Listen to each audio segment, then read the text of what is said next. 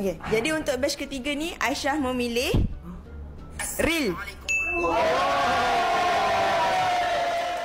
Assalamualaikum warahmatullahi taala wabarakatuh. Abang Alif. Nama saya Azrael Daniel. Saya tinggal di Kelantanes.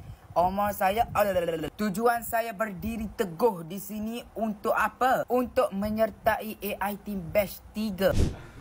Abi ada komen dekat dia. Tapi saya baru cari dia tadi sebab tadi saya guna koyum tu juga sama dengan Sofi. Jadi saya nak cari orang lain lah. Kau tahu tak dia bawah umur? Saya baru tengok pengenalan ni. Abi tulis umur 19 pangkah. Apa maksudnya tu? Dia bawah? Dia bawah umur. Dia under age. Dia berapa ber? 18? Tak tahu, dia tak bagi tahu. Aku baca komen je. Orang kata dia 15 tahun. Dan dia tak bagi tahu umur dia. Oh, umur saya.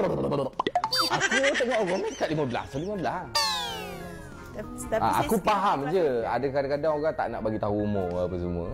Tapi ni nampak muka budak. So aku rasa macam betul je 15. Tapi kenapa pun pilih dia instead of bukan 15 tahun lah contoh?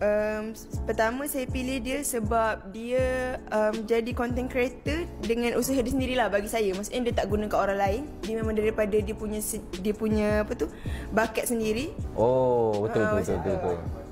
Lepas tu nombor 2 saya suka dia punya apa tu content dia.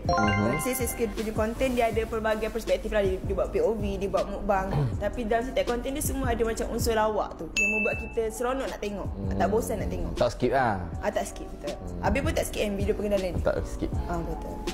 Itu je lah. Macam mana mu tahu aku tak skip? Sebab seronok tengok dia. Wow.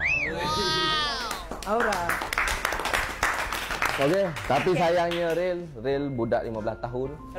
So tidak bisa lagi. Okey. Alright. Terima kasih Aisyah dan seterusnya.